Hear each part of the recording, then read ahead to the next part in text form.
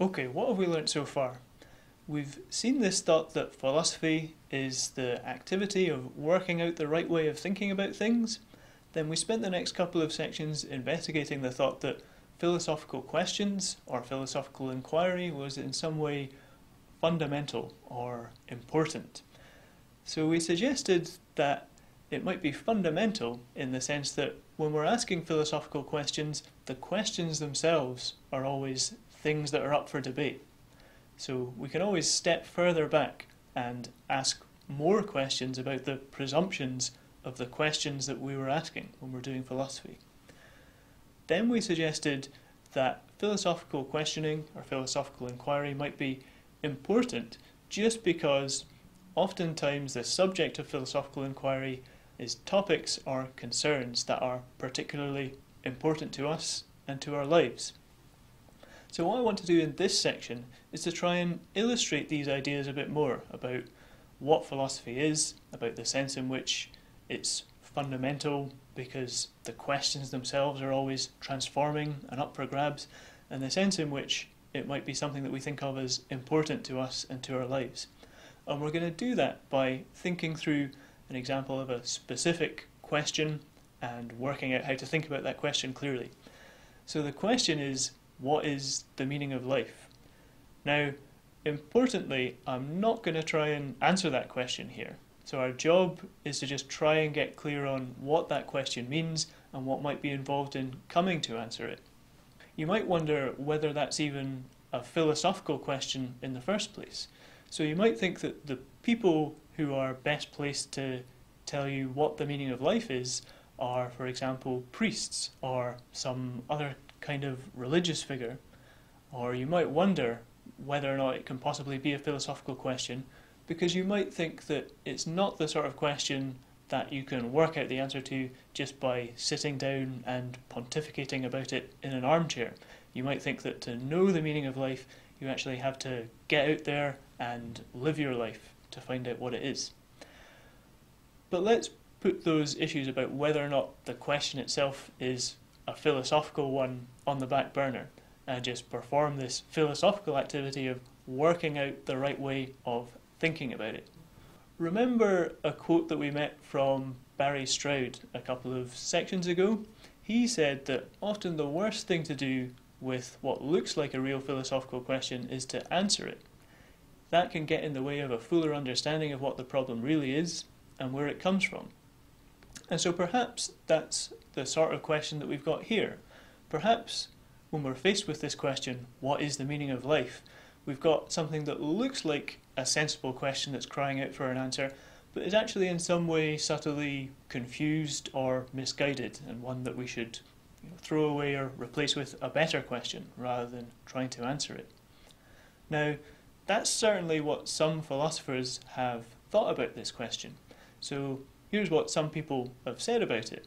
They've suggested that the question is confused and that this is because meanings aren't really the sorts of things that attach to lives. Rather, meaning is the sort of concept or the sort of a thing that only has its home in relation to language. Some philosophers might think that the only things that can really have meanings are words, phrases, sentences, items like that, but not things like lives. Okay? That's one place that this question might lead us. It might lead us to thinking about what this concept of meaning really means and what we're asking about when we're asking the question, what is it for something to mean something? You might wonder though whether or not we've perhaps given up on this question, what is the meaning of life, a bit too quickly. It certainly seems like a good and important question to ask. The thought that led some philosophers to give up on the question that we just saw was that it relies on thinking of meaning as being somewhere where it doesn't belong. So meaning belongs with words, it belongs with sentences, it doesn't belong with lives. One way to try and keep this question on our agenda might be to ask whether or not that's really the right thought to have about meaning. Doesn't meaning attach to lots of other things apart from words and sentences? We might think that it attaches to things like works of art, to films, to pieces of music, to paintings. And so one place that this question, what is the meaning of life, can lead us in our attempt to try and think clearly about the question is to thinking harder about this notion of meaning. So here are two broad classes of views of meaning that you might have. We can call the first one a designative view. On this understanding of meaning, for something to mean something, is it for it to designate something? It's for it to stand for something or to point to something in the world.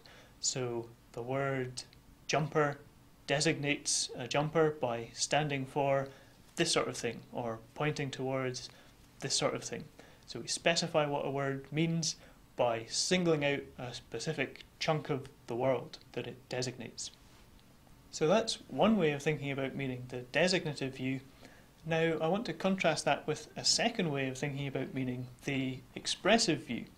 So this one's a bit harder to get a handle on than the designative view, but we can think of the basic idea of it as involving the thought that to mean something is to express something, where that means that the item that's doing the expressing actually brings about the meaning itself. Now let's try and work out what that means by way of an example. So think about the sorts of examples of art that we mentioned earlier on when we were talking about painting and music and perhaps films, things like that.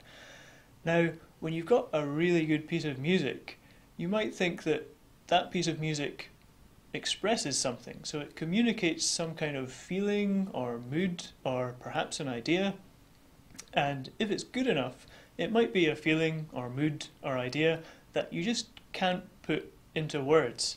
You can try and do it justice by talking about it, but you'll never be able to capture it quite as well as that piece of music has. So if somebody really wants to understand the thought or the feeling or the mood that the piece of music is communicating, they just have to sit down and listen to it.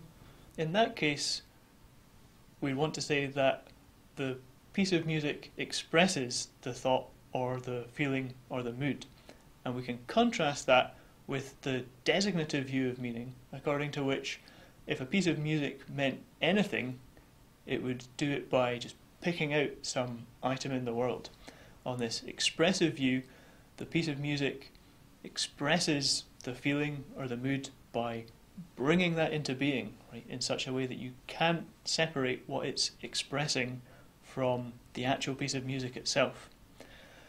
Now, that's kind of a sort of fuzzy around the edges thesis about meaning that I've just given you, but perhaps it can be made more precise in some ways, and perhaps if it can, that can give us an alternative way about thinking about this question of the meaning of life. This question, what is the meaning of life? We've just seen that it doesn't seem to make much sense if we're thinking about meaning on the designative view, right? If meaning just involves picking out a chunk of the world, then that doesn't seem like the sort of thing that a life does.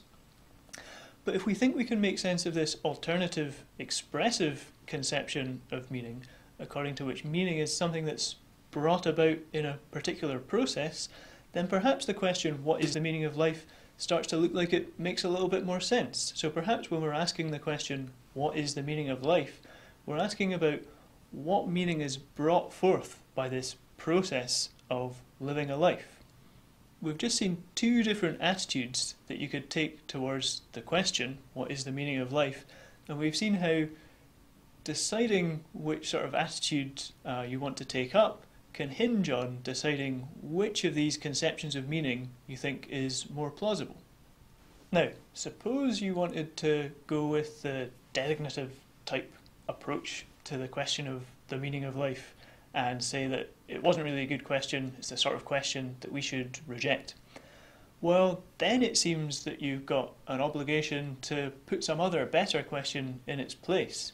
And you've got an obligation to explain why it does seem to so many people like it is a reasonable and good question to ask. One way of doing this is to try and say that when we're asking about the meaning of life or the meaning of our lives, we're actually asking about something else that's, similar or easily confused with meaning. And one thought that a lot of philosophers have had, and a lot of other people have had when thinking about this question, is that what we're actually asking about is something more like the significance of our lives, or the point or purpose of our lives. So when we're asking about the meaning of life, we're asking whether or not there's something that life does or perhaps should aim at.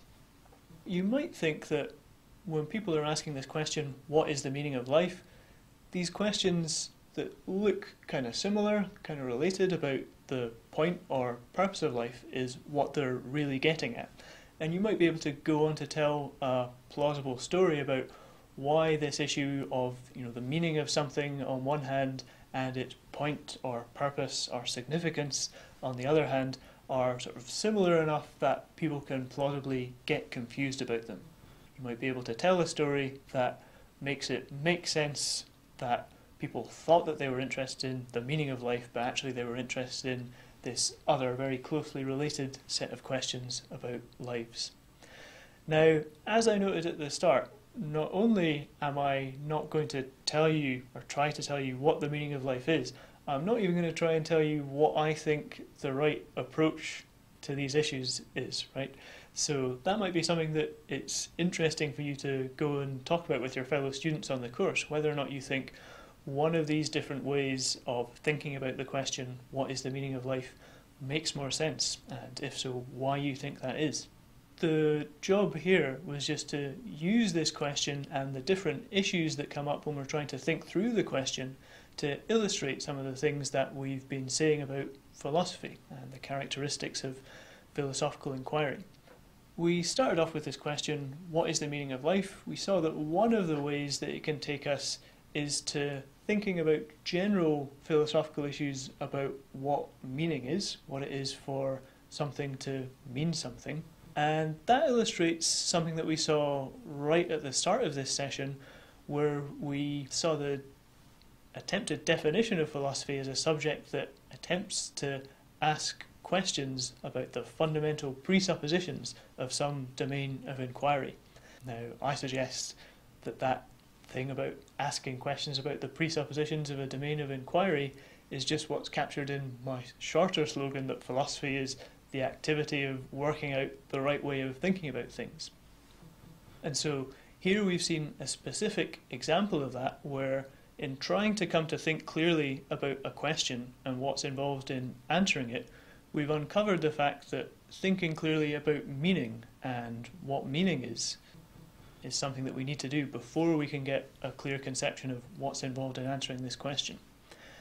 Here's another thing that we've seen. So remember the quote from Stroud about how sometimes the best thing to do with a philosophical question is to reject it rather than try and answer it.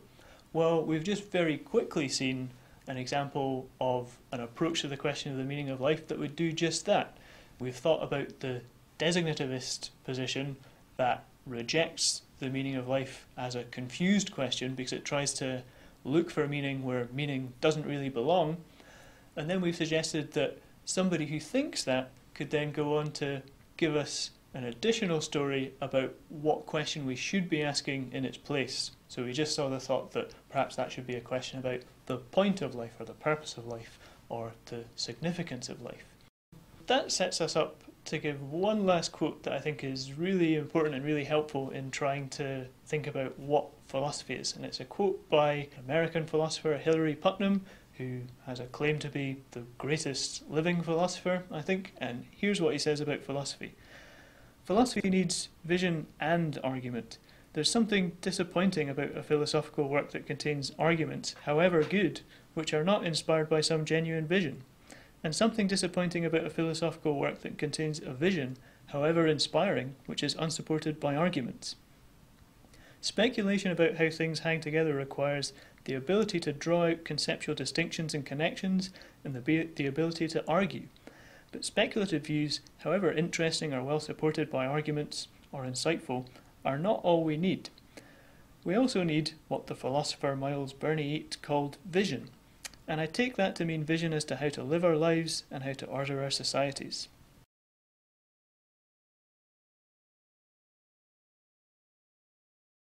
under argument here, we can include the sort of thing that we were doing earlier on when we were trying to adjudicate between these two different conceptions of meaning.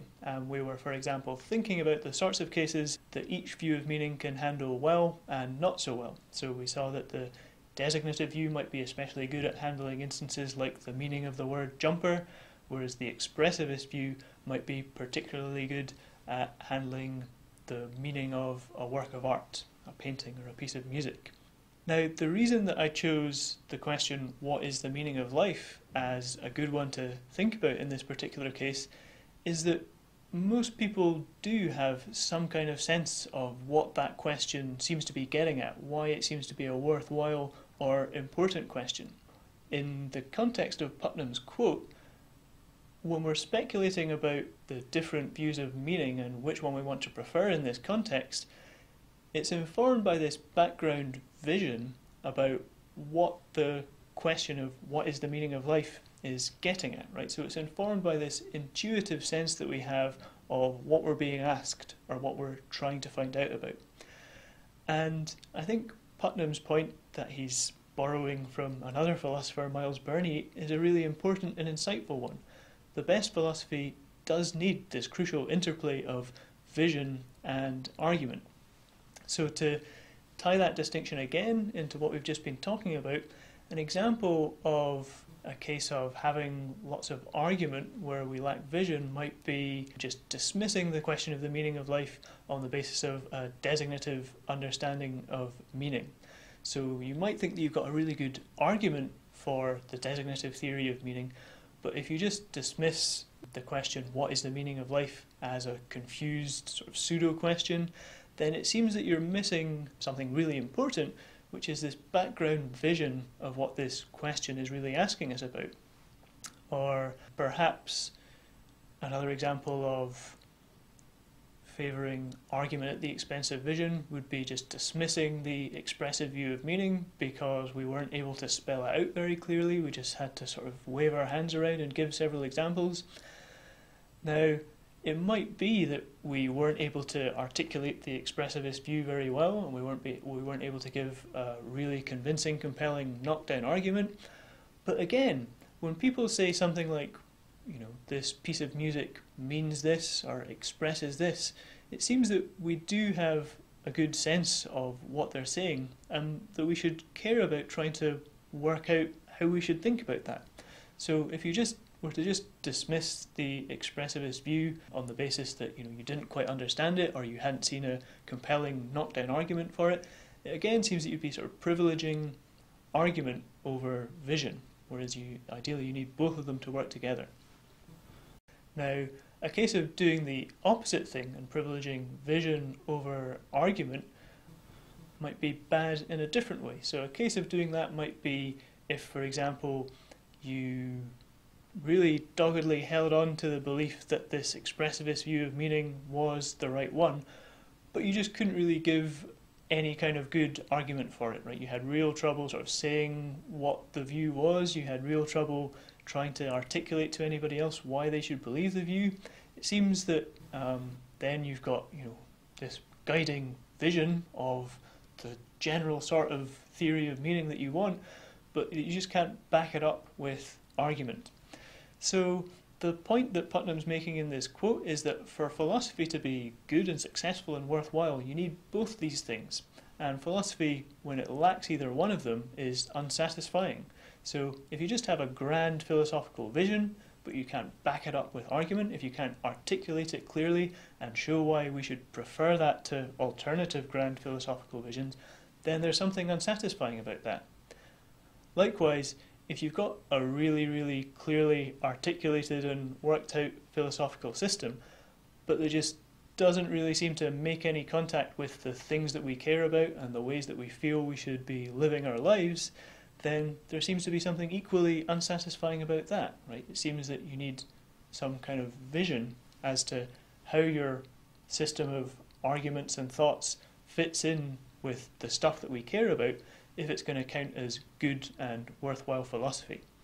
So I want to suggest that this quote from Putnam that we've just been looking at is a good way of spelling out what I said at the end of the last section, which was that good philosophy is the activity of coming to think clearly about the things that matter to us.